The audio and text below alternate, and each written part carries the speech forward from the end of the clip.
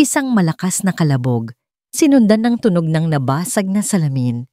Napatalon si Beatrice mula sa kinauupuan niya sa kusina. Agad na kumabog ng mabilis ang kanyang dibdib, hindi dahil sa gulat, kundi dahil sa pag-aalala.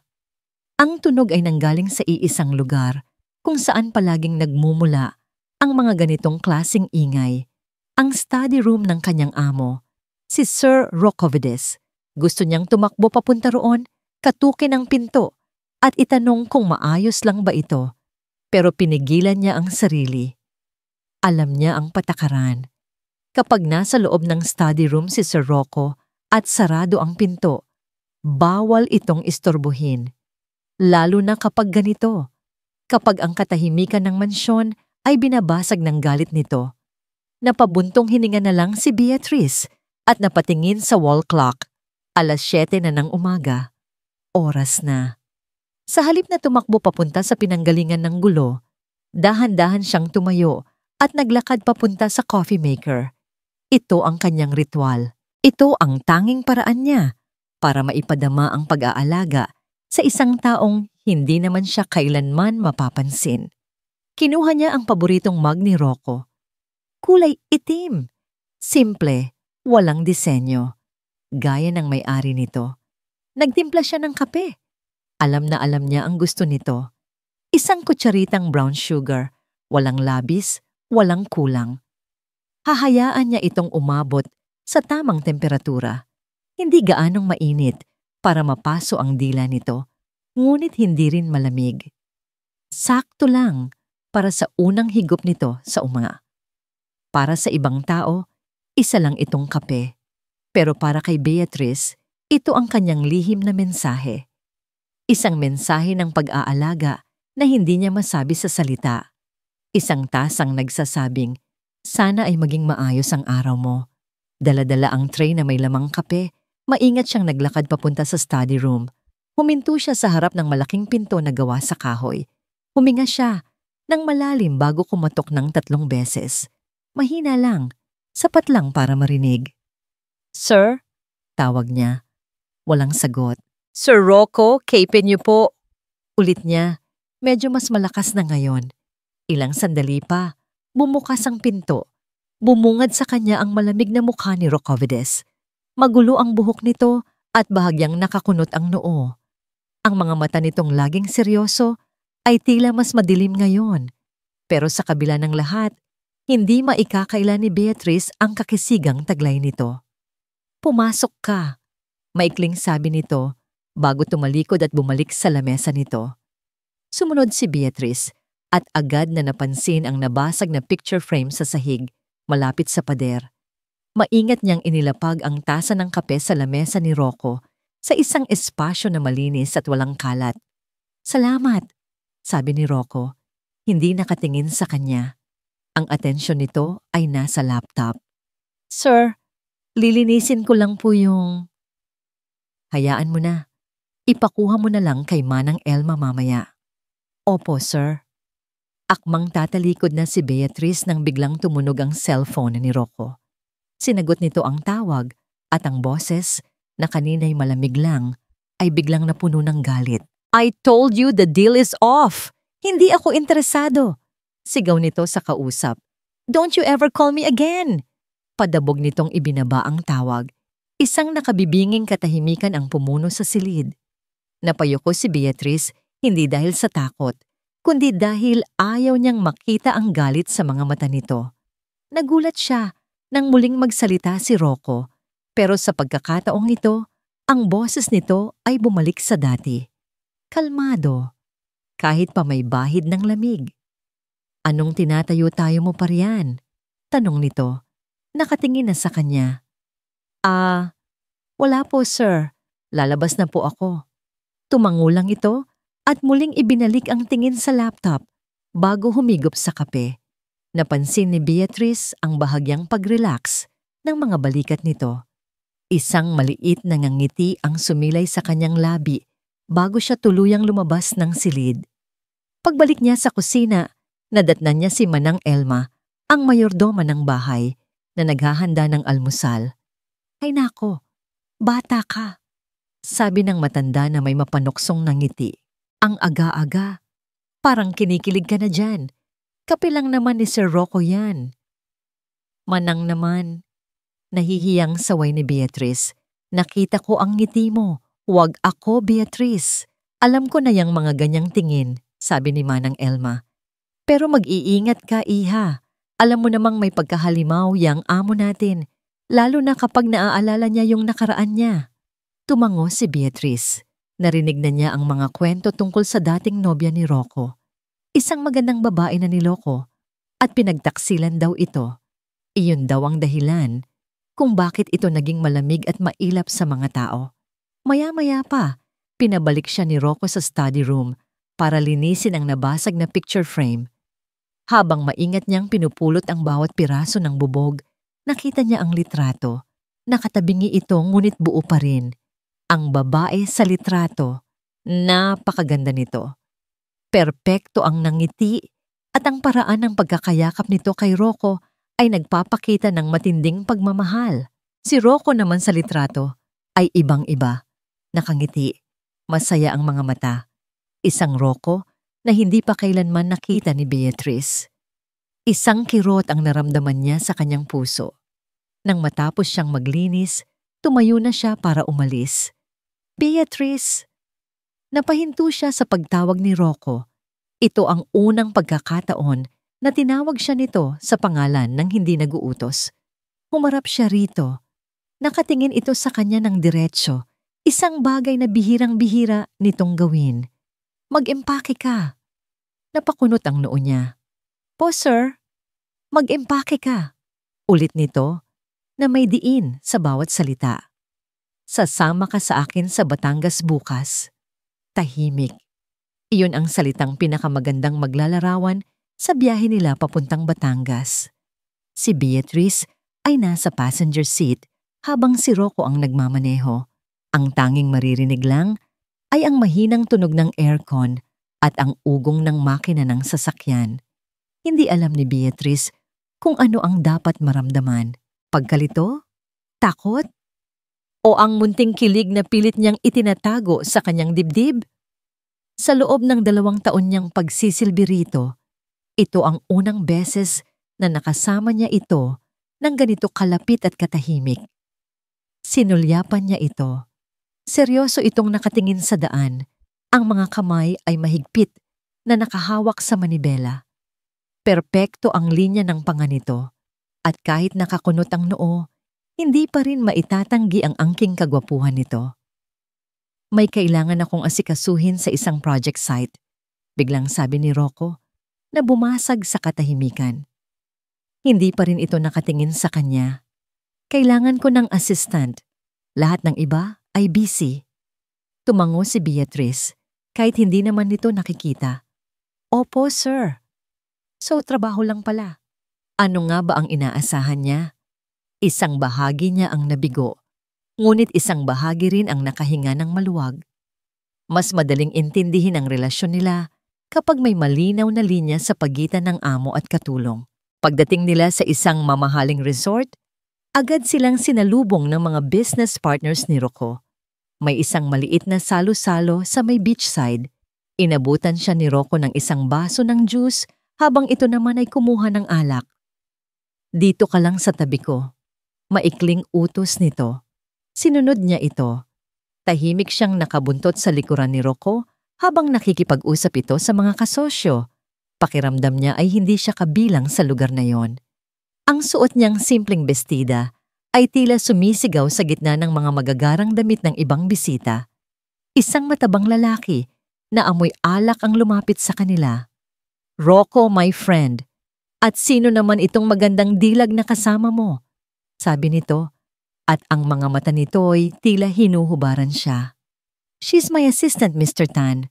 Malamig na sagot ni Rocco. Assistant lang pala eh, sabi ni Mr. Tan sabay akmang hahawakan ang braso ni Beatrice. Miss, mukhang nalulungkot ka dyan. Samahan mo na lang ako. Hindi pa man dumadapo ang kamay ng lalaki sa braso ni Beatrice. Isang kamay na mas mabilis ang humarang dito. Ang kamay ni Rocco. Mahigpit nitong hinawakan ang pulsuhan ni Mr. Tan. Hindi nagbago ang ekspresyon ng mukha ni Rocco. Kalmado pa rin ito at malamig. Ngunit ang mga mata nito ay tila nagbabaga. Don't touch her. Mariin at mabagal na sabi ni Rocco. Ang bawat salita ay may bigat na nagpatindig ng balahibo ni Beatrice. Agad na namutla si Mr. Tan. Pipasensya na, Rocco. Nagbibiro lang. Nauutal na sabi nito bago bawiin ang kamay at mabilis na lumayo. Binitiwan ni Rocco ang lalaki at muling humarap sa dagat na para bang walang nangyari. Ngunit hindi ito nakaligtas sa pansin ni Beatrice. Ang puso niya ay kumakarera sa loob ng kanyang dibdib. Pinagtanggol siya nito. Sa unang pagkakataon, naramdaman niyang may halaga siya sa paningin nito, higit pa sa isang katulong. Natapos ang salo-salo, ngunit hindi pa roon natapos ang gabi. Napansin ni Beatrice na sunod-sunod ang pag-inom ni Rocco ng alak, tila may malalim itong iniisip.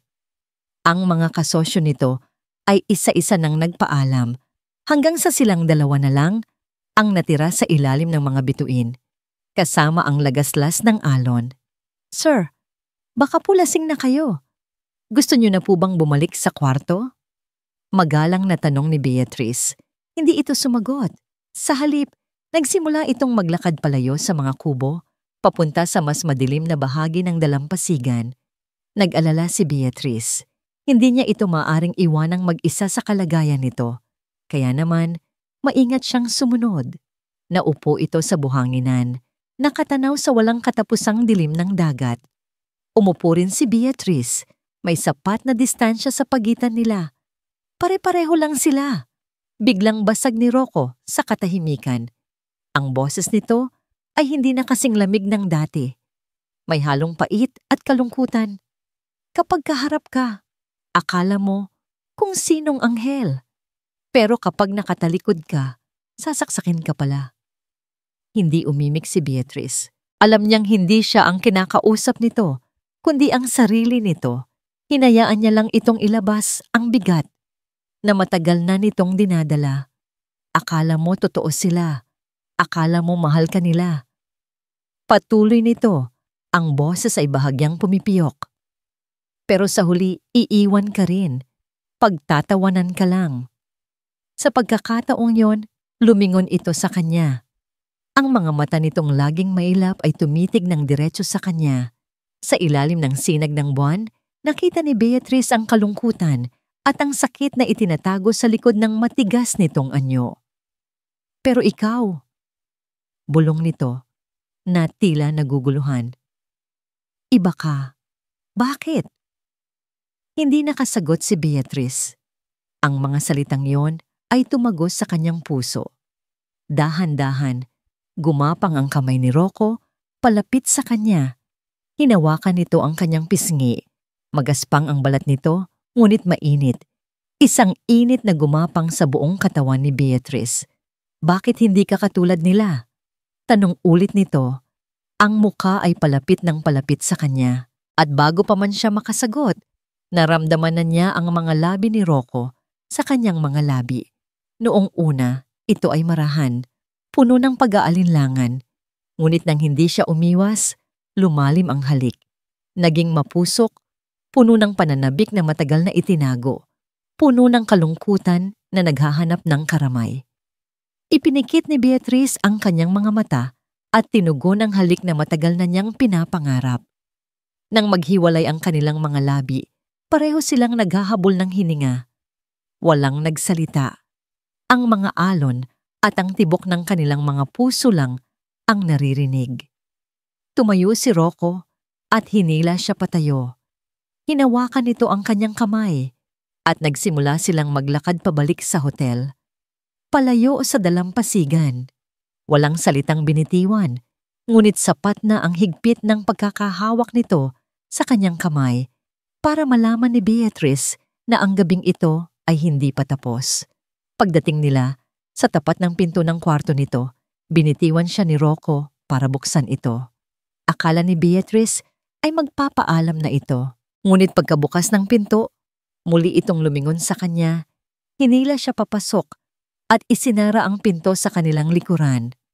Ang tunog ng pag-click ng lock ay tila isang selyo sa kanilang kapalaran. Muli siya niyang hinalikan ni Rocco, mas mapusok, mas desperado. At sa gabing iyon, sa ilalim ng buwan ng Batangas, lahat ay nagbago. Kinabukasan, si Beatrice ang unang nagising. Isang ngiti ang agad na gumuhit sa kanyang labi nang maramdaman niya ang mabigat na braso ni Rocco na nakayakap sa kanyang baywang. Dahan-dahan siyang umikot para harapin ito. Tulog pa ito at sa unang pagkakataon, nakita niya ang mukha nitong payapa. Wala ang kunot sa noo, wala ang lamig sa mga mata. Anghel! Pinagmasdan niya ito, kinakabisado ang bawat detalye. Ito na siguro ang simula ng lahat.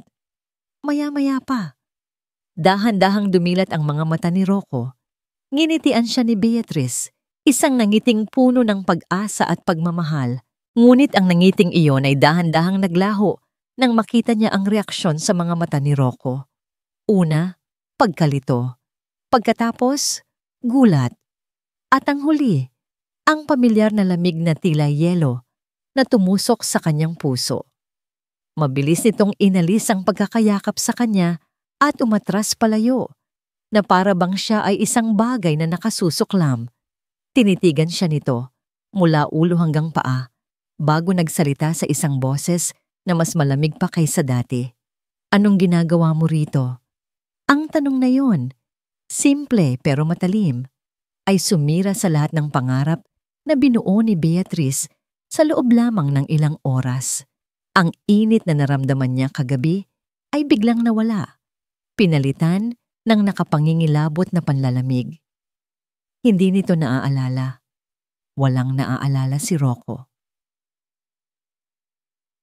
Ang biyahe pabalik sa Maynila ay isang nakabibinging katahimikan. Kung ang katahimikan papuntang Batangas ay puno ng mga posibilidad at lihim na pananabik, ang katahimikan ngayon ay puno ng salitang hindi masabi, ng mga tanong na walang sagot. Para itong isang makapal na pader na biglang itinayo sa pagitan nilang dalawa. Pinilit ni Beatrice na ituon ang tingin sa labas ng bintana. Ang mga luntiang puno at bughaw na langit na kanina lang ay nagbibigay sa kanya ng saya ay tila nawalan na ng kulay. Ang bawat kilometrong lumilipas ay naglalayo sa kanya sa pangarap na minsan niyang nahawakan. Hindi na muling nagsalita si Rocco. Diretso lang ang tingin nito sa daan. Ang mga kamay ay mahigpit sa manibela. Bumalik na ito sa dati. Ang Sir Rocco na kilala niya. Malamig, malayo, at hindi maabot. Ang lalaking humalik at yumakap sa kanya kagabi ay tila isang panaginip na lang. Pagdating nila sa mansyon, nauna itong bumaba ng sasakyan. Walang lingon-lingon. Ipagpatuloy mo na ang trabaho mo, sabi lang nito bago tuluyang pumasok sa loob. Naiwan si Beatrice sa garahe, yakap-yakap ang sarili. Pakiramdam niya ay gumuho ang buong mundo niya. Kinabukasan, sinubukan niyang kumilos na parang normal ang lahat. Nagtimpla siya ng kape. Eksakto sa gusto nito. Dinala niya ito sa study room, katulad ng dati. Naabutan niya itong nagbabasa ng mga papeles. Inilapag niya ang tasa sa lamesa. Akmang aalis na siya nang lakasan niya ang kanyang loob. Kailangan niyang malaman. Kailangan niyang makasiguro. Sir, panimula niya. Nanginginig ang boses. Nag-angat ito ng tingin. Bakit?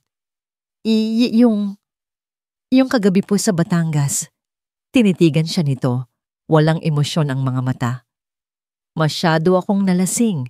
Pasensya na kung may nagawa man ako na hindi mo nagustuhan. Pagkatapos ay ibinalik na nito ang tingin sa mga papeles. Ganoon lang. Isang paghingi ng paumanhin na hindi para sa kanya, kundi para sa isang pagkakamaling dulot ng alak. Ang pinakamahalagang gabi sa buhay niya ay isa lang blangkong alaala para rito. Tumalikod si Beatrice at mabilis na lumabas ng silid. Hindi niya napigilan ang isang butil ng luha na pumatak mula sa kanyang mata. Lumipas ang mga linggo. Ang buhay sa mansyon ay bumalik sa dati, pero si Beatrice ay hindi na. Ang dating sigla sa kanyang mga mata ay napalitan ng kalungkutan. Nagsimula siyang makaramdam ng kakaiba. Madali siyang mapagod. Nahihilo siya tuwing umaga.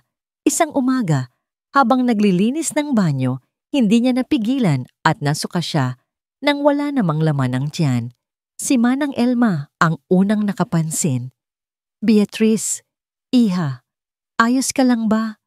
Ilang araw ka nang namumutla. Pagod lang po siguro, Manang. Pagsisinungaling niya. Pero sa loob-loob niya, isang takot ang nagsimulang mabuo.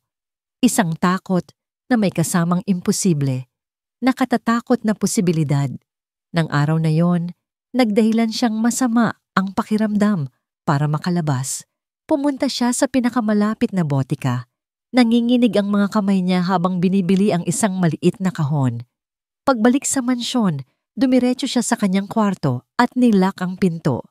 Naupo siya sa sahig ng banyo at binuksan ang kahon. Sinunod niya ang instruksyon. Ang bawat galaw ay mabigat at puno ng kaba. At pagkatapos, naghintay siya. Ang 3 minutong paghihintay na yon ay parang habambuhay. Bawat segundo, bawat tibok ng kanyang puso ay isang dagok sa kanyang dibdib. Nang matapos ang oras, dahan-dahan niyang kinuha ang pregnancy test. Hindi isa, kundi 2. 2 pulang linya. Positibo. Napahawak siya sa kanyang bibig para pigilan ang isang hikbi. Umagos ang kanyang mga luha na kanina pa niya pinipigilan. Hindi ito maaari. Buntis siya. Magkakaanak sila ni Rocco. Isang anak na nabuo sa isang gabing para sa kanya ay puno ng pagmamahal. Ngunit para rito ay isa lang pagkakamali. Ano ang gagawin niya? Sasabihin ba niya? At ano ang isasagot nito? Na hindi niya naaalala? Na baka pinagbibintangan niya lang ito? Sasabihin niya nitong isa siyang manggagamit? Isang oportunista na ginamit ang kanyang kalasingan para paikutin siya? Ang sakit ng mga posibleng salitang iyon ay mas matindi pa sa sakit na nararamdaman niya ngayon. Mas gugustuhin pa niyang mamatay kaysa marinig iyon mula sa bibig ng lalaking mahal niya. Napahawak siya sa kanyang tiyan. Dito sa loob niya, may isang buhay na nagsisimula. Bunga ng kanilang pagsasama. Dugo niya at dugo nito. Hindi niya sasabihin, kakayanin niya itong mag-isa. Palalakihin niya ang anak niya ng mag-isa. Poprotektahan niya ito mula sa malamig na pagtanggi ng sarili nitong ama. Ito ang kanyang sikreto.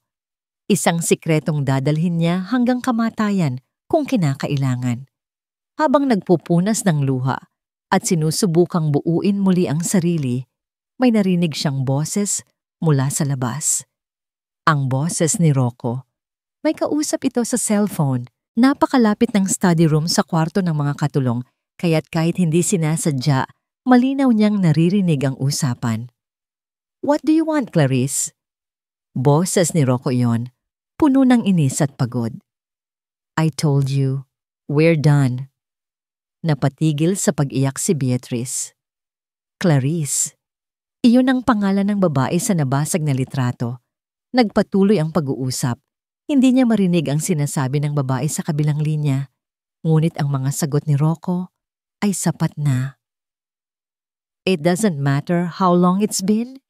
No, I don't want to see you. Just leave me alone. Isang sandaling katahimikan. At pagkatapos ay ang sagot ni Rocco na tuluyang sumira sa anumang natitirang pag-asa sa puso ni Beatrice. Yes, I'm sure.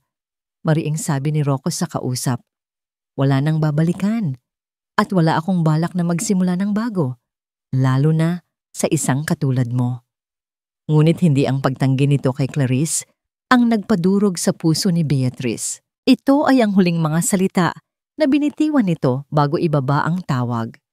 Mga salitang tila sinadya ng tadhana para marinig niya.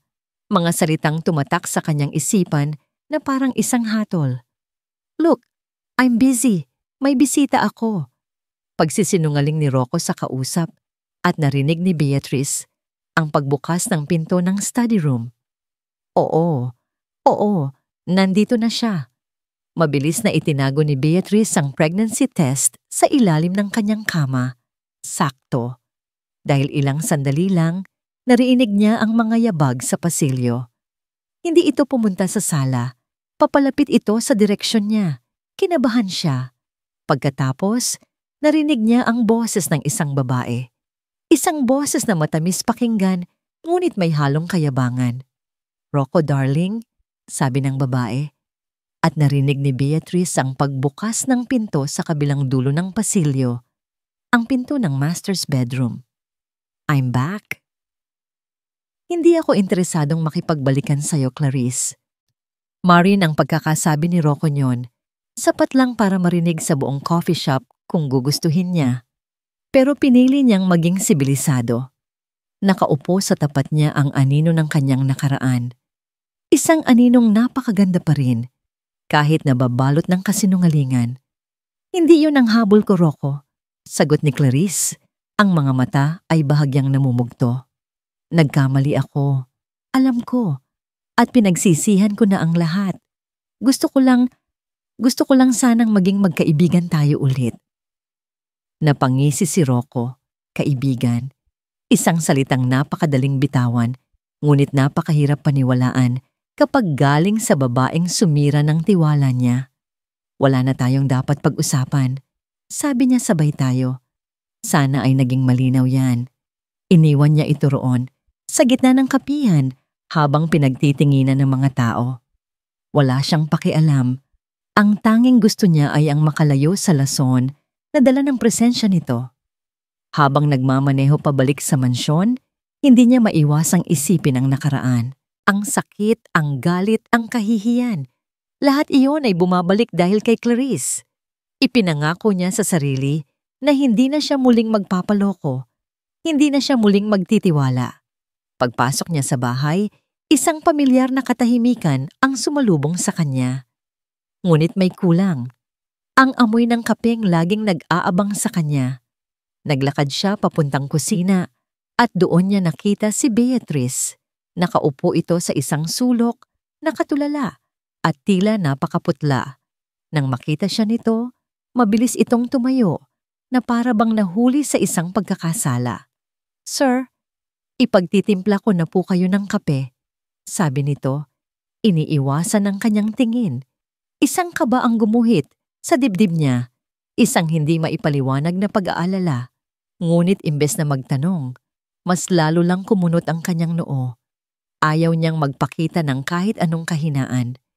"Huwag na," malamig niyang sagot. "Magpapahinga na ako." Nilagpasan niya ito at dumiretso sa kanyang study room. Isinara niya ang pinto at napasandal dito. Napapikit siya ng mariin. Ano ba itong nangyayari sa kanya? Ang pagbabalik ni Clarice ay gumugulo sa isipan niya. Pero ang anyo ni Beatrice kanina, bakit siya apektado? Ang gabi sa Batangas, pilit niyang winawaksi ang mga pira-pirasong alaala mula sa gabing iyon. Ang alat ng hangin, ang init ng alak, ang lambot ng mga labi. Hindi, isa iyong pagkakamali. Lasing siya. At si Beatrice, isa lang siyang empleyado. Ngunit kahit anong pilit niyang kumbinsihin ang sarili, may isang bahagi sa kanya na nagsasabing mayroong higit pa roon. May naramdaman siyang kakaiba sa piling nito. Isang kapayapaan na matagal na niyang hindi nararanasan. Pero ang takot ay mas malakas. Ang takot na muling masaktan, na muling magtiwala at maiwan lang sa huli. Mas mabuting ilayo niya ang sarili. Mas mabuting manatili siyang empleyado lang. Sa ganoong paraan, walang masasaktan. Iyon ang pilit niyang ikinukumbinsi sa kanyang sarili. Biglang tumunog ang doorbell. Napakunot ang noo ni Rocco. Wala siyang inaasahang bisita. Narinig niya ang boses ni Manang Elma na nagbukas ng pinto at pagkatapos ay isang boses na nagpatayo sa lahat ng balahibo sa kanyang batok. Ang boses ni Clarice. Padabog siyang lumabas ng study room. Nadatnan niya si Clarice sa may sala. Nakatayo na, parang pagmamay-ari niya ang lugar. Suot nito ang isang mamahaling damit at ang pekeng ng ngiti nito. "Anong ginagawa mo rito, Clarice?" Walang paligoy-ligoy na tanong ni Rocco. Sinabi ko nang tigilan mo na ako. Rocco darling, I was so worried about you. Malamig na sabi nito na para bang hindi narinig ang sinabi niya. Hindi mo sinasagot ang mga tawag ko kaya naisip kong puntahan ka na lang. Sakto namang lumabas mula sa kusina si Beatrice. May dalang isang baso ng tubig. Natigilan ito nang makita ang bisita. Ang mga mata nito ay nagpabalik-balik mula kay Rocco patungo kay Clarice. Nakita ni Rocco ang sakit na mabilis na dumaan sa mga mata nito bago ito yumuko. Ngumiti si Clarice. Isang ngiting matamis ngunit puno ng lason. Tinitigan nito si Beatrice mula ulo hanggang paa. Oh, ikaw pala ang bagong katulong? Sabi ni Clarice. Ang boses ay nagpapanggap na mabait. Mag-ingat ka sa amo mo ha, may pagkamainitin ang ulo niyan. Isang pagbabanta iyon na nakakubli sa isang biro. Isang paraan para ipamukha kay Beatrice kung saan ito lulugar. Hindi umimik si Beatrice. Tumango lang ito at nagmamadaling umalis. Ngunit bago pa man ito makalayo, sinadya ni Clarice na iharang ang kanyang paa. Natapilok si Beatrice. Mabuti na lang at nakakapit agad siya sa pader. Ang tubig na dala niya ay natapon sa sahig. Ay sorry, hindi kita nakita. Puno ng sarkasmo na sabi ni Clarice. Hindi na nakapagtimpi si Rocco. Umalis ka na, Clarice, sabi niya. Ang boses ay mababa at nagbabanta. Now. Nagulat si Clarice sa tindi ng galit sa boses ni Rocco. Nawala ang pekeng ngiti nito. Tumayo ito ng tuwid at tiningnan si Rocco. Fine. Aalis na ako, sabi nito. Kinuha ang kanyang bag. Pero tandaan mo ito, Rocco. Akin ka lang. Naglakad ito papunta sa pinto. Ngunit sa pagdaan nito sa pasilyo kung saan pumasok si Beatrice, sinadya nitong bagalan ang lakad. Ang pinto sa kwarto ni Beatrice ay bahagyang nakabukas. Sumilip ito ng mabilis. Nakita nito ang suklay ni Beatrice sa ibabaw ng isang maliit na lamesa. Habang nakatalikod si Rocco, na abala sa pagpigil ng galit, isang napakabilis na kilos ang ginawa ni Clarice. Humakbang ito papasok sa siwang ng pinto, dinampot ang suklay, kumuha ng isang hibla ng buhok, at mabilis na ibinalik ang suklay sa pwesto. Isinara niya ang kanyang palad, itinago ang hibla ng buhok. Pagharap niyang muli kay Rocco, ang mukha niya ay puno na ulit ng kalungkutan, na para bang siya ang biktima. Mag-iingat ka, Rocco, sabi nito bago tuluyang lumabas ng pinto. Naiwan si Rocco na nag-iisa sa sala. Ang kanyang mga kamao ay nakakuyom. Lingid sa kaalaman niya, sa pag-alis ni Clarice, hindi lang ito basta umalis. May dala itong isang sandata, isang hibla ng buhok, at isang plano na sisira sa lahat. Ang bawat araw na lumilipas ay isang pakikipaglaban para kay Beatrice. Pakikipaglaban sa pagkahilo tuwing umaga. Pakikipaglaban sa biglaang paghahanap ng kung ano-anong pagkain. At higit sa lahat, pakikipaglaban sa unti-unting paglaki ng kanyang tiyan, ang ebidensya ng sikretong pilit niyang itinatago. Ang kanyang mga uniforme ay hindi na magkasya. Pinalitan niya ito ng mga maluluwag na bestida at duster na laging may dalang takot na baka may makapansin. Sa tuwing titingin siya sa salamin, isang halo ng pagmamahal at takot ang kanyang nararamdaman. Pagmamahal para sa munting buhay sa loob niya at takot sa kung ano ang mangyayari kapag nalaman na ito ng mundo. Lalo pang naging komplikado ang lahat dahil sa palaging pagdalaw ni Clarice. Kung dati ay bihira lang, ngayon ay halos araw-araw na itong nasa mansyon. Laging may dalang pagkain para kay Rocco o kaya naman ay may idadahilang papeles na kailangang pag-usapan. At sa bawat pagdalaw nito, laging si Beatrice ang puntirya ng kanyang mga patutsada. Isang hapon, habang naghahanda si Beatrice ng merienda, pumasok si Clarice sa kusina. Hi! Gumagawa ako ng tsa. Gusto mo? Alok ni Clarice, nakangiti ng napakatamis. Huwag na po, ma'am. Salamat po. Tanggi ni Beatrice. Oh, come on, isang tasa lang naman. Pagpupumilit nito, walang nagawa si Beatrice. Habang nakatalikod siya para kumuha ng tasa, naramdaman niya ang isang matinding init malapit sa kanyang binti. Ay! Sigaw ni Beatrice nang bahagyang tumalsik ang mainit na tubig mula sa takure na aksidenteng nabitawan ni Clarice. Bago pa man tuluyang bumagsak ang takure sa sahig, isang anino ang mabilis na kumilos. Mula sa kung saan, sumulpot si Rocco.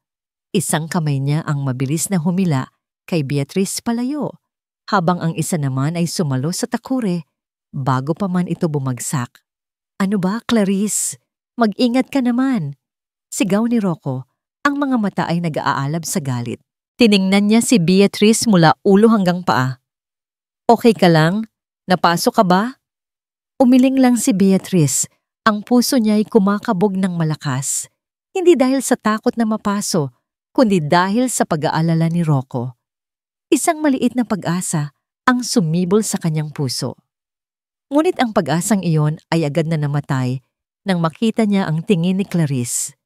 Nakatingin ito sa kanya, hindi na nakangiti. Ang mga mata nito ay puno ng galit at hinala. At ang hinalang iyon ay nakatuon sa isang bagay. Ang paraan ng paghawak ni Rocco sa braso ni Beatrice at ang bahagyang umbok sa tiyan ni Beatrice na hindi na itago ng kanyang maluwag na damit. Mula ng araw na yon, mas lalong naging mapanuri ang mga tingin ni Clarice. Alam ni Beatrice na kailangan na niyang magpa-check up. Kailangan niyang malaman kung malusog ba ang dinadala niya. Isang araw, nagpaalam siyang bibisita sa isang kamag-anak. Nag-ingat siya. Sumakay siya ng 2 magkaibang jeep para makasigurong walang sumusunod. Pumunta siya sa isang maliit at hindi kilalang klinika sa kabilang bayan. Sa loob ng klinika, sa unang pagkakataon, narinig niya ang tibok ng puso ng kanyang anak. Isang mabilis, malakas, at ritmikong tunog. Ang pinakamagandang musikang narinig niya sa buong buhay niya. Napaiyak siya, hindi na dahil sa lungkot, kundi dahil sa purong pagmamahal. Malusog na malusog si baby nanay, sabi ng doktora. Ngumiti si Beatrice. Sa sandaling iyon, nawala ang lahat ng kanyang takot. Kakayanin niya ito para sa anak niya. Lingid sa kanyang kaalaman, sa labas ng klinika, isang lalaki ang nakatago sa di kalayuan. May hawak itong kamera na may long lens. Kinukuhanan siya ng litrato. Pagpasok niya sa klinika, ang pangalan ng klinika na malinaw-inaw na nakasulat, OBGYN and Lying-in Clinic, at ang paglabas niya na may ngiti sa labi habang hawak ang kanyang tiyan. Ilang minuto lang, ang mga litratong iyon ay naipadala na sa isang cellphone. Nasa loob ng kanyang magarang kotse si Clarice, nakaparada sa isang eskinita malapit sa mansyon. Nag-vibrate ang kanyang cellphone. Isang mensahe. Binuksan niya ito, ang mga litrato. Una, ang pagpasok ni Beatrice sa klinika. Pangalawa, ang close-up sa pangalan ng klinika. At pangatlo si Beatrice na lumabas na may ngiti. Isang nangiti rin, ang dahan-dahang gumuhit sa mga labi ni Clarice. Hindi ito isang nangiti ng saya. Ito ay isang nangiti ng tagumpay, isang ngiting malamig, mapanira, at puno ng kamandag. Nakuha na niya ang kailangan niya. Hindi lang bala kundi isang kanyon na sisira hindi lang kay Beatrice, kundi pati na rin sa anumang namumuong pagtitiwala sa puso ni Rocco. Binuksan niya ang kanyang contact list, hinanap ang pangalan ni Rocco, at nagsimulang mag-type. Ang kanyang mga daliri ay mabilis na gumalaw sa screen. Bawat letra ay isang patak ng lason. Rocco, kailangan nating mag-usap. May nalaman ako tungkol sa katulong mo. Isang bagay na sisira sa'yo. Pinindot niya ang send. Pagkatapos ay ibinaba niya ang kanyang cellphone, isinandal ang ulo at ipinikit ang mga mata.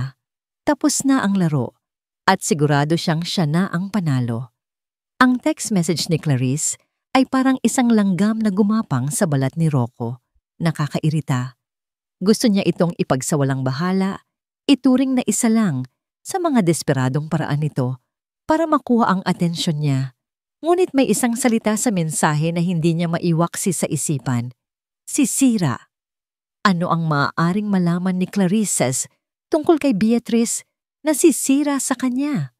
Ang ideya ay katawa-tawa, ngunit kasabay nito, isang maliit na tinik ng kuryosidad at pag-aalala ang tumusok sa kanyang isipan. Para matigil na ito, pumayag siyang makipagkita sa isang tahimik na bar, isang lugar na madilim kung saan hindi madaling makita ang mga kasinungalingan. Nauna siyang dumating. Pagdating ni Clarice, ang mukha nito ay hindi mapinta. Walang ngiti, walang arte. Tanging isang malungkot at nag-aalalang ekspresyon. Umupo ito sa tapat niya at huminga ng malalim. Salamat sa pagdating, Rocco. Panimula nito. Alam kong galit ka sa akin, pero kailangan mong malaman to dahil ayokong makita kang masaktan. Ulit. Diretsuhin mo na ako, Clarice. Wala akong panahon para sa mga palabas mo. Imbes na magsalita, kinuha ni Clarice ang kanyang cellphone at inilapag ito sa lamesa, nakabukas sa isang litrato. Nag-alinlangan si Rocco, ngunit sa huli ay tiningnan din niya. Ang litrato. Si Beatrice, nakangiti habang kausap ang isang lalaki. Ang lalaki ay may iniaabot na isang sobrang tila may lamang pera. Ang paraan nila ng pag-uusap ay mukhang malapit, pamilyar. Sino yan? Tanong ni Rocco. Ang boses ay nanatiling kalmado, ngunit ang puso niya ay nagsimulang tumibok ng mas mabilis. Hindi ko alam, sagot ni Clarice, umiiyak na ngayon. Pinapasundan ko lang siya dahil naghihinala na ako, Rocco. Ang mga kilos niya, ang mga pag-iwas niya, at heto pa. Islide niya ang screen. Isa pang litrato, si Beatrice lumalabas mula sa isang OB-GYN clinic. Napahigpit ang hawak ni Rocco sa baso. OB-GYN. At ito, ang huling ipinakita ni Clarice ay isang screenshot ng isang text conversation sa pagitan ng isang numerong hindi rehistrado at isang contact na may pangalang Pinsan. Pinsan, okay na. Nakuha ko na tiwala niya. Konting kembot na lang, bibigay na to. Galing mo talaga. Siguraduhin mo lang na malaki ang makukuha natin dyan. Oo naman, lalo na ngayon. May alas na ako. Siguradong retired na tayo pagkatapos nito. Bawat salita ay parang isang suntok sa sikmura ni Rocco.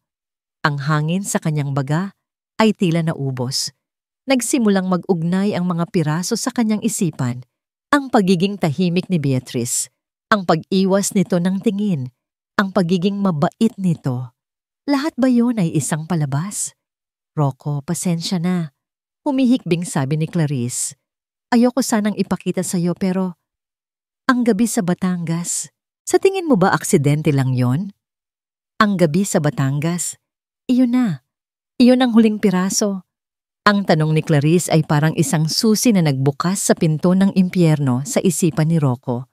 Biglang nagbago ang lahat ng alaala niya. Ang pag-aalaga ni Beatrice ay hindi na pag-aalaga. Isa na itong pagkalkula. Ang hiya nito ay hindi na hiya. Isa na itong pagpapanggap. Ang gabing iyon ay hindi pagsuko sa damdamin. Isa iyong bitag. Isang bitag na kusa niyang pinasok. Naramdaman niya ang pamilyar na sakit. Ang sakit ng pagtataksil. Ang galit. Ang kahihiyan. Ang pakiramdam na pinagmukha siyang tanga. Noon, si Clarice. Ngayon, si Beatrice. Isang babaeng pinagkatiwalaan niya. Isang babaeng nagsimula nang magpatibok muli sa puso niyang manhid. Pareho lang sila. Pare-pareho lang silang lahat. Tumayo si Rocco. Ang kanyang mukha ay naging isang maskara ng purong galit. Ang mga mata niya ay nagdidilim. Hindi niya na tiningnan si Clarice. Ang tanging nakikita niya ay ang mukha ni Beatrice. Ang maamong mukha na nagtatago pala ng isang demonyo.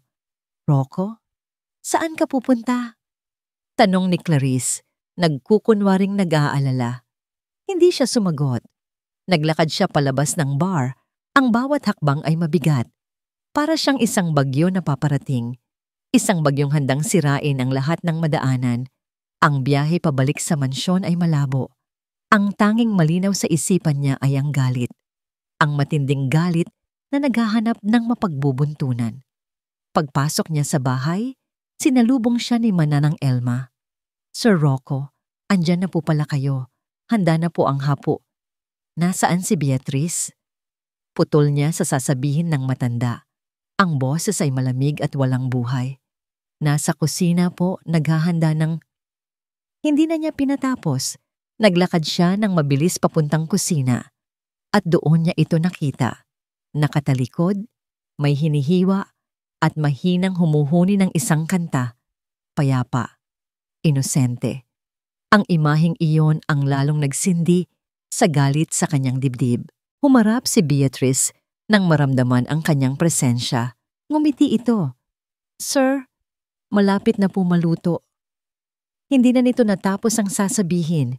Kinuha ni Rocco ang mga litratong ipinasa sa kanya ni Clarice.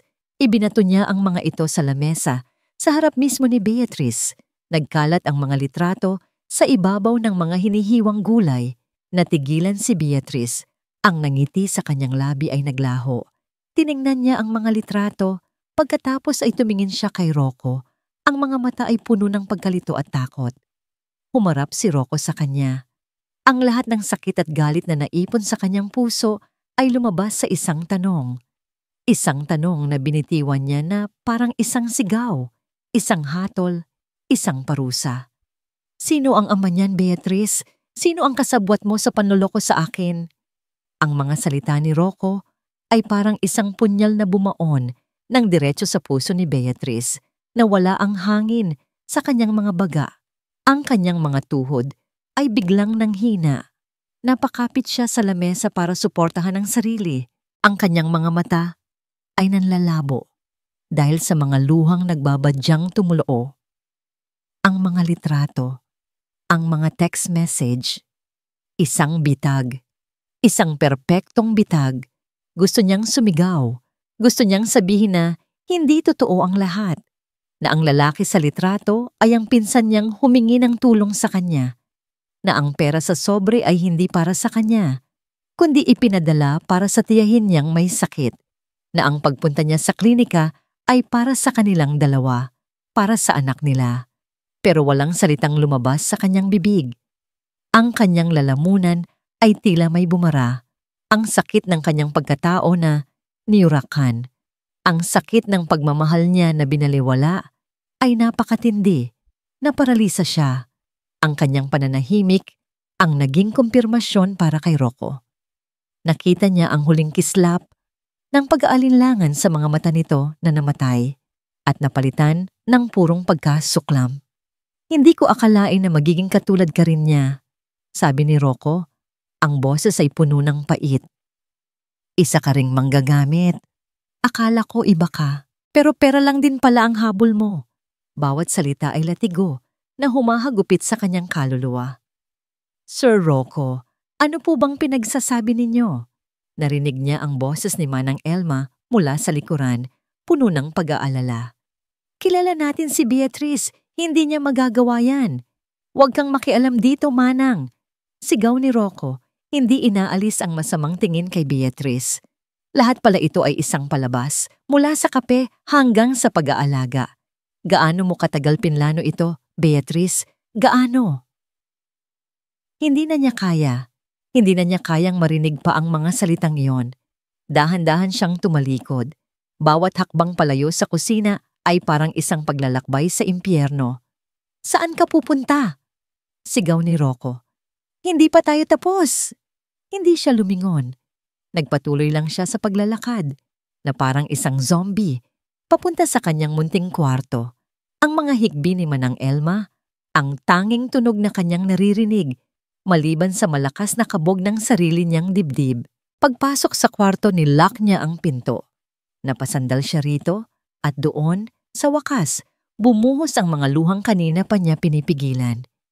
Isang iyak na walang tunog. Isang iyak na nagmumula sa durog niyang puso. Tapos na. Wala na. Ang pangarap niya ay naging isang bangungot. Ngunit sa gitna ng kadiliman, isang bagay ang nagbigay sa kanya ng lakas.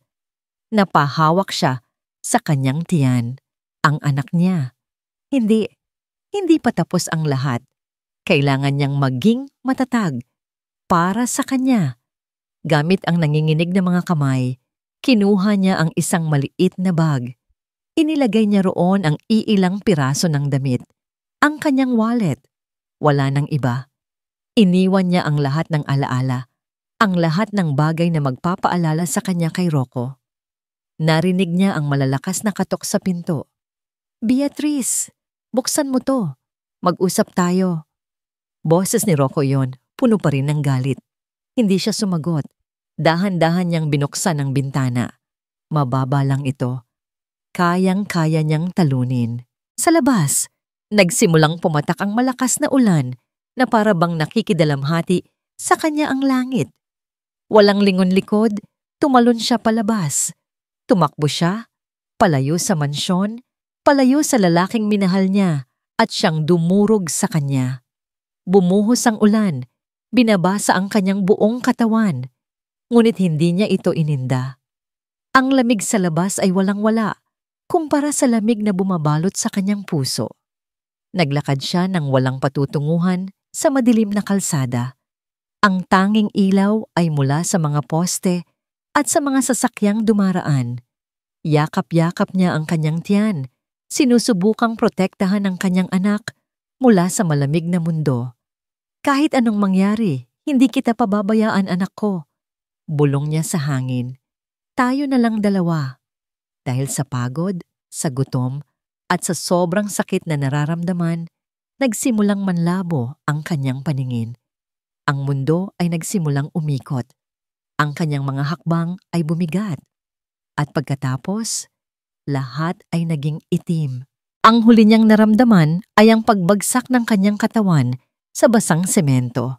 Ang huli niyang narinig ay ang malakas na tunog ng preno ng isang sasakyan. At ang huli niyang nakita ay ang nakakasilaw na ilaw nito na papalapit sa kanya. Nang umalis si Beatrice, ang galit ni Rocco ay hindi nawala.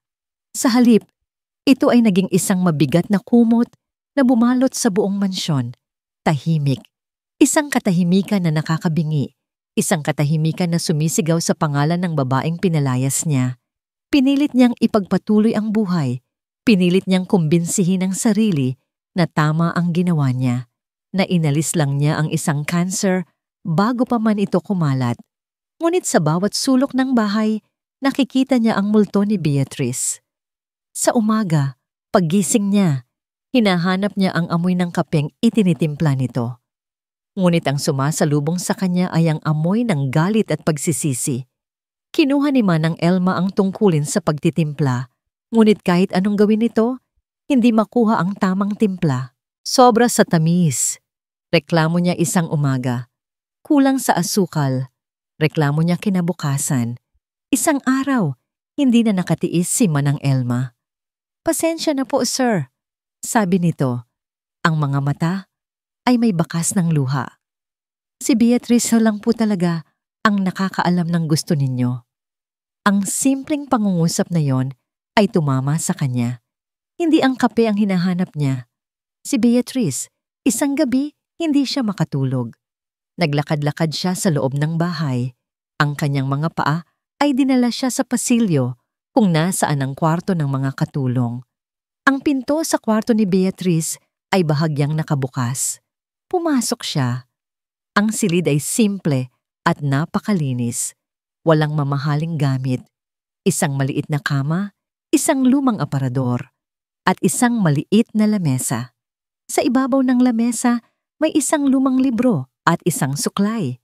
Wala itong iniwan na kahit anong bakas ng kasakiman.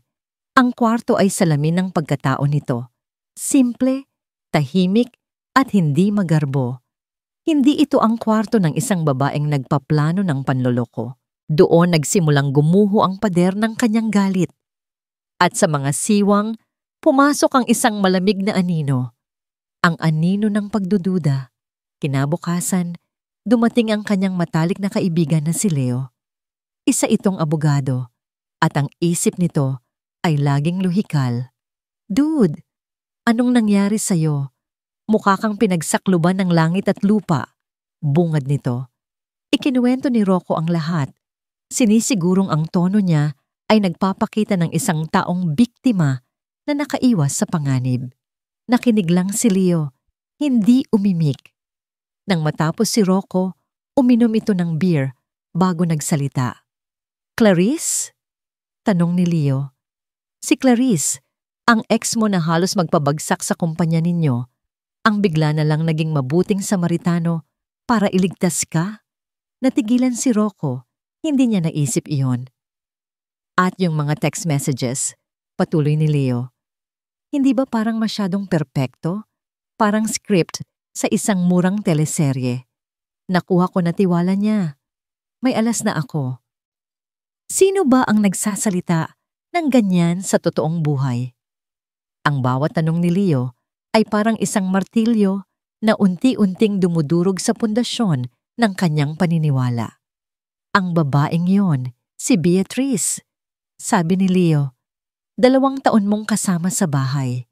Nakita mo ba siyang gumawa ng kahit anong kahina-hinala? Humingi ba siya ng pera? Nagreklamo ba siya sa sahod? Hindi, di ba? Pero bigla, dahil sa sinabi ni Clarice, naging isa na siyang kriminal? Hindi nakasagot si Rocco. Dahil tama, si Leo. Lahat ng ebidensya ay galing kay Clarice. Ang tanging kasalanan ni Beatrice ay ang manahimik. Nang umalis si Leo, naiwan si Rocco na gulong-gulo. Kailangan niya ng pruweba. Kailangan niyang malaman ang totoo kahit gaano pa ito kasakit. Naalala niya ang lalaki sa litrato, ang pinsan. Kinuha niya ang cellphone at tinawagan ang kanyang security head. Hanapin mo ang lahat ng impormasyon tungkol sa pamilya ni Beatrice, lalo na ang mga pinsan niyang lalaki. Kailangan ko ng numero ng telepono. Ngayon na. Hindi nagtagal. Isang numero ang ipinadala sa kanya. Nakatitig siya roon ng matagal. Ang pagpindot sa call button na yon ay magbabago ng lahat. Kung tama siya, makakausap niya ang isang kasabwat. Kung mali siya, huminga siya ng malalim at pinindot ito. Nagring ito ng ilang beses bago may sumagot. Hello? Sino to? Isang boses ng lalaki ang sumagot. This is Rocco Vedes, sagot ni Rocco. Ang boses ay matigas at handa para sa isang komprontasyon. Isang sandaling katahimikan sa kabilang linya. Pagkatapos ay isang boses na puno ng pagtataka at pag-aalala. Sir Rocco, bakit po? May problema po ba kay Beatrice? Sinusubukan ko siyang tawagan, pero hindi ko makontak mula pa noong umalis siya sa inyo. Ang mga salita ng pinsan ni Beatrice ay parang isang malakas na sampal sa mukha ni Rocco. Walang bakas ng pagkukunwari sa boses nito. Tanging purong pag-aalala. Sa loob ng sumunod na 10 minuto, ikinuwento ng lalaki ang lahat. Ang tiyahin nilang may sakit sa probinsya, ang pangangailangan nila ng pera para sa operasyon, at kung paano tumulong si Beatrice sa pamamagitan ng pagpapadala ng halos lahat ng kanyang naipon. Ang sobre sa litrato ay ang huling ipinadala ni Beatrice at ang pagkikita nila ay para lamang magpasalamat ng personal. Pagkatapos ng tawag, napaupo si Rocco. Ang sahig ay tila gumuho sa ilalim ng kanyang mga paa. Nagsinungaling si Clarice. Hindi lang ito nagsinungaling. Nagplano ito, nagmaniobra ito, ginamit nito ang kanyang nakaraan, ang kanyang pinakamalaking kahinaan laban sa kanya. At siya, tulad ng isang tanga, ay naniwala sa lahat. Isang emosyon na mas matindi pa sa galit ang pumuno sa kanyang dibdib. Pagsisisi. Isang pagsisisi na napakabigat, na parang unti-unti siyang nilulunod. Ano ang nagawa niya? Hinamak niya ang isang inosenteng babae. Ipinagtabuyan niya ang nag-iisang taong nagpakita sa kanya ng tunay na pag-aalaga. At ang pinakamasaklap sa lahat, ipinagtabuyan niya ang babaeng nagdadalang tao sa anak niya. Ang katotohanan iyon ay sumabog sa kanyang isipan na parang isang bomba. Buntis si Beatrice. At ang lahat ng pahiwatig ay naroon. Ang pagkahilo, ang pamumutla, ang paglaki ng tiyan nito, Napilit niyang binaliwala. Ang pagpunta nito sa OB/GYN clinic ay hindi para sa kung sino man. Para iyon sa kanila. Diyos ko, anong nagawa ko? Bulong niya sa kawalan. Hindi na siya nag-aksaya ng oras. Ang pagsisisi ay naging isang apoy na nagbigay sa kanya ng determinasyon. Kailangan niyang itama ang lahat. Ang una niyang pinuntahan ay si Clarice. Hindi na siya kumatok. Sinipa niya ang pinto ng condo unit nito hanggang sa bumukas. Naabutan niya itong naglalagay ng lipstick, naghahanda para sa isang lakad. Nang makita siya nito, ang gulat ay napalitan ng isang mapanuksong na ngiti. Rocco, darling, what a surprise. I was just about to call you. Hindi na nito natapos ang sasabihin. Hinawakan ni Rocco ang magkabilang braso nito. Ang pagkakahawak ay mahigpit at puno ng galit. Bakit mo ginawa yon? Tanong niya. Ang boses ay kalmado ngunit nakakatakot. Bakit mo sinira ang buhay niya? Nawala ang nangiti ni Clarice. Hindi ko alam ang sinasabi mo. Huwag ka nang magsinungaling. Nakausap ko na ang pinsan niya. Sigaw ni Rocco. Hindi na napigilan ang sarili. Ang mga litrato, ang mga text message, lahat yon ay gawa-gawa mo lang, di ba? Sa halip na matakot, tumawa si Clarice. Isang tawang mapakla at puno ng kabaliwan. So nalaman mo na pala? Sabi nito. Ano na ngayon, Rocco? Maniniwala ka sa isang hamak na katulong kaysa sa akin. Oo, ginawa ko nga. At dapat lang sa kanya yon. Walang sino man ang pwedeng umagaw sa kung anong akin. Hindi ka na akin, Clarice. Kailanman. Kung hindi ka magiging akin, sisiguraduhin kong hindi ka rin magiging masaya sa iba. Ang pag-amin na yon ang huling kailangan ni Rocco. Binitiwan niya ito na parang isang basahan. Tumalikod siya at naglakad paalis. May isang mas mahalagang bagay siyang kailangang gawin. Kailangan niyang hanapin si Beatrice. Nagsimula ang kanyang desperadong paghahanap. Pinuntahan niya ang probinsya ni Beatrice. Nagtanong sa bawat kapitbahay. Nag-iwan siya ng numero sa pamilya nito. Nagmamakaawang ipaalam sa kanya kapag nagparamdam ito. Nag-hire siya ng mga private investigator. Nagpakalat siya ng mga litrato. Araw, linggo, buwan. Walang Beatrice. Para siyang isang bulan na naglaho. Ang bawat araw na lumilipas na hindi niya ito nahahanap ay isang parusa. Hindi na siya makatulog. Hindi na siya makakain. Ang tanging nagpapatuloy sa kanya ay ang pag-asa na isang araw. Makikita niya itong muli. Isang gabi, habang nakaupo sa study room at tinitingnan ang litrato ni Beatrice na nakuha niya mula sa mga papeles nito, pumasok si Manang Elma. Sir, sabi nito, alam kong hindi ito ang tamang oras, pero noong naglilinis po ako sa dating kwarto ni Beatrice, nakita ko po ito sa ilalim ng kama. Iniabot nito sa kanya ang isang maliit at lumang notebook. Binuksan ito ni Rocco. Isang diary. Ang diary ni Beatrice. Nanginginig ang mga kamay niya habang binabasa ang bawat pahina. Ang mga simpleng salita nito tungkol sa araw-araw na buhay. Ang mga lihim na saloobin nito. At ang bawat pahina ay puno ng pangalan niya. Ang gwapo ni Sir Rocco ngayon. Mukhang malungkot siya. Sana okay lang siya.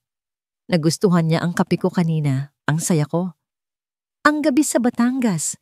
Ang pinakamasayang gabi ng buhay ko. Mahal niya rin kaya ako. At ang huling entry na isinulat ilang araw bago niya ito pinalayas. 2 na kami. Magkakaanak kami.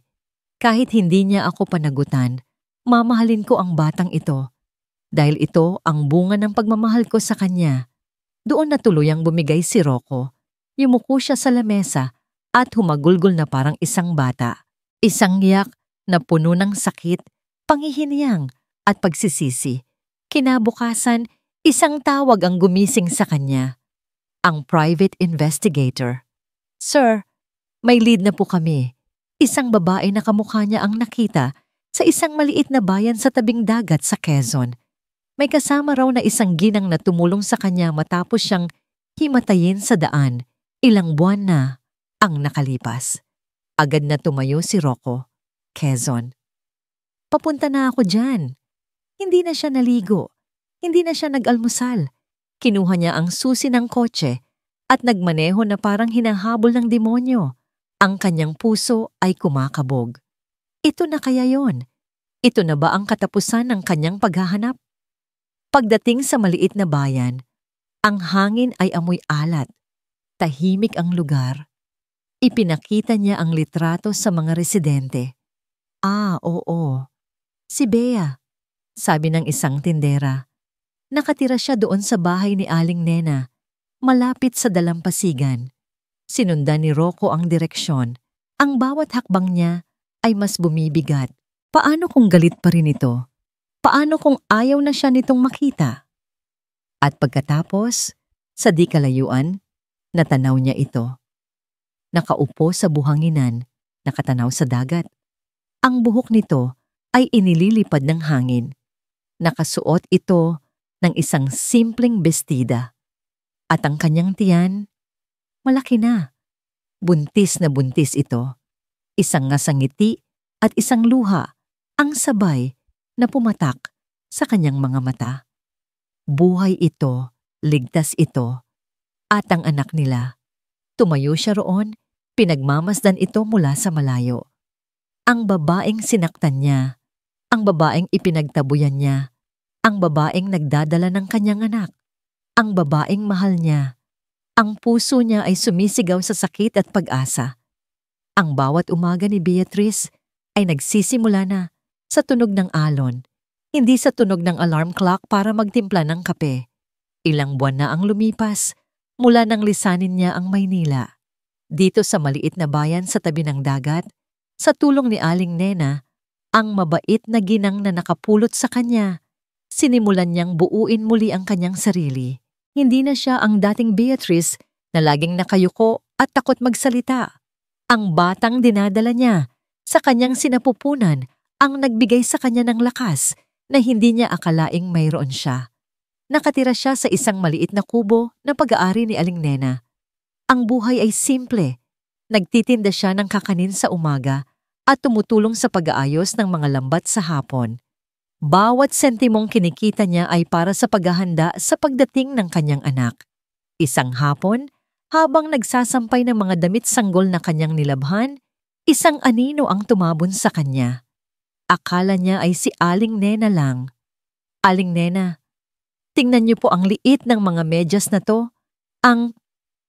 Natigil siya sa pagsasalita nang humarap siya, ang lalaki. Nakatayo sa harap niya si Rocco Vedes. Ang puso ni Beatrice ay tila tumigil sa pagtibok. Ang mga damit na hawak niya ay isa-isang nahulog sa buhanginan. Ibang-iba ang itsura nito ngayon. Mas payat ito, mas magulo ang buhok.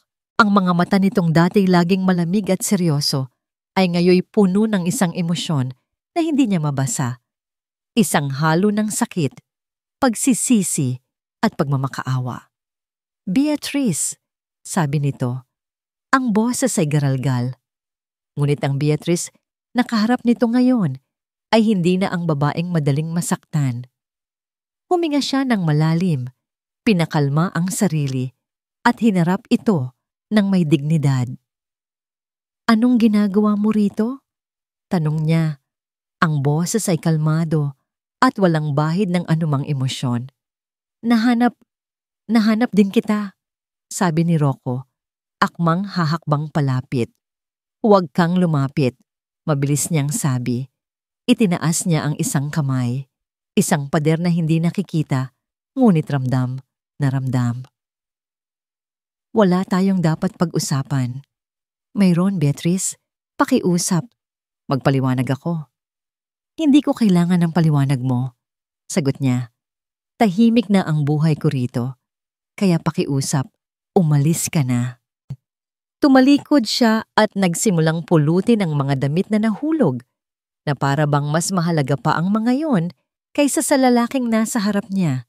Narinig niya ang mabibigat na yabag ni Rocco na papalayo. Hindi siya lumingon hanggang sa masiguro niyang wala na ito. Nang mag-isa na lang siya, doon niya hinayaang pumatak ang isang luha. Akala niya ay iyon na ang huli, ngunit nagkamali siya. Hindi umalis si Rocco sa bayan. Nalaman niya mula kay Aling Nena na umupa ito ng isang maliit na bahay sa kabilang kanto. Hindi niya ito kinakausap. Hindi niya ito pinapansin. Ngunit nararamdaman niya ang presensya nito. Isang araw, nakita niyang tinutulungan nito ang mga mangingisda na buhatin ang kanilang mga huli. Si Rocco Vedes, ang CEO, pawis na pawis at marumi sa ilalim ng sikat ng araw. Isang umaga, may kumatok sa pinto. Pagbukas niya, wala namang tao. Ngunit sa may paanan ng pinto, may isang bayong na puno ng mga prutas at sariwang gulay. Gabi-gabi, bago siya matulog, sumisilip siya sa bintana. At sa di kalayuan, sa ilalim ng isang poste ng ilaw, nakikita niya ang kotse ni Rocco. Nakatayo lang doon, nagbabantay. Hindi ito nagsasalita, hindi ito lumalapit. Pinapakita nito ang pagsisisi sa gawa, hindi sa salita. At unti-unti, ang pader na itinayo ni Beatrice sa paligid ng kanyang puso ay nagsimulang magkaroon ng mga bitak.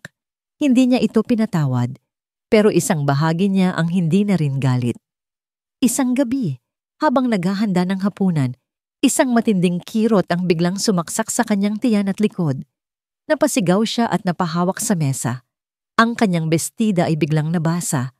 Pumutok na ang kanyang panubigan. Kinabahan siya. Mag-isa lang siya. Nasa kabilang bayan si Aling Nena para dalawin ang isang kaanak. Sinubukan niyang abutin ang kanyang cellphone, ngunit isa pang mas matinding kirot ang dumating. Napaluhod siya sa sahig. Tulong! Hikbi niya, kahit alam niyang walang makakarinig. Biglang bumukas ng malakas ang pinto. Si Rocco. Mukha itong natataranta. Tila narinig ang kanyang sigaw. Beatrice! Anong nangyayari?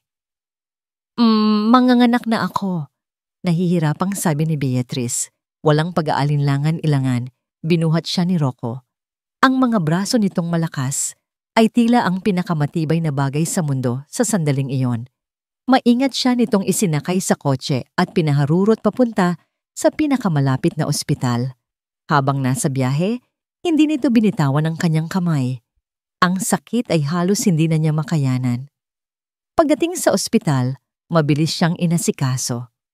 Dinala siya sa delivery room. Ayaw siyang iwan ni Rocco, kaya pinayagan na rin itong pumasok. Sa loob ng kwartong yon, sa gitna ng kanyang mga sigaw at paghihirap, si Rocco ay nanatili sa kanyang tabi. Pinupunasan nito ang pawis sa kanyang noo. Binubulungan siya ng mga salitang nagpapalakas ng kanyang loob. At sa pinakasukdulan ng sakit, nang halos sumuko na siya, hinawakan ni Rocco ang kanyang kamay nang napakahigpit. Tiningnan niya ito. Ang mukha nito ay basang-basa ng luha. Patawarin mo ako, Beatrice. Pakiusap. Ang unang yak ng sanggol ay ang pinakamagandang tunog na narinig ni Rocco at Beatrice sa buong buhay nila. Pagod na pagod si Beatrice, ngunit ang lahat ng sakit ay nawala nang ilagay ng nurse sa kanyang dibdib ang isang maliit na nilalang na nababalot ng puting kumot. Ang kanyang anak, isang malusog na batang lalaki. Ang mga luha ay muling umagos sa kanyang mga mata. Ngunit sa pagkakataong ito ay mga luha ng purong kaligayahan. Hinaplos niya ang malambot na pisngi nito. Perpekto. Tumingin siya kay Rocco na nakatayo sa tabi niya. Hindi inaalis ang tingin sa sanggol. Tahimik itong umiiyak. Ang mga luha ay malayang dumadaloy sa kanyang mukha. Dahan-dahan, iniabot nito ang nanginginig na kamay para hawakan ang munting kamay ng bata. Sa sandaling iyon, sa loob ng delivery room, walang amo at katulong, walang mayaman at mahirap. Tanging isang ama, isang ina, at ang kanilang bagong silang na anak. Pinangalanan nilang Blaze ang bata. Isang pangalang sumisimbolo sa apoy. Ang apoy ng kanilang pag-ibig na sinubok ngunit hindi namatay. At ang apoy na magsisilbing liwanag sa kanilang bagong simula. Makalipas ang ilang araw, bumalik sila sa maliit na kubo sa tabi ng dagat. Nagbago ang lahat. Ang katahimikan ng lugar ay napalitan ng iyak ng isang sanggol at ng mga tawang puno ng pag-asa. Si Rocco ay nanatili. Siya ang naging katuwang ni Beatrice sa lahat ng bagay. Sa gabi, kapag umiiyak si Blaze, siya ang unang bumabangon para aluin ito. Siya ang nagpapalit ng lampin kahit na noong una ay hirap na hirap siya. Siya ang nagpapatulog dito. Kinakantahan ito ng mga kantang hindi niya alam kung saan nanggagaling. Pinagmamasdan lang siya ni Beatrice at sa bawat araw na lumilipas, ang natitirang galit sa kanyang puso ay unti-unting natutunaw, napapalitan ng isang damdaming matagal na niyang kinalimutan, paghanga, pagmamahal. Isang hapon, habang mahimbing na natutulog si Blaze sa duyan, naupo silang dalawa sa labas ng kubo, nakatanaw sa papalubog na araw. Beatrice, panimula ni Rocco. Alam kong walang salita ang sapat para itama ang mga pagkakamali ko. Alam kong nasaktan kita ng sobra-sobra. Huminga ito ng malalim. Mula sa kanyang bulsa, may kinuha ito.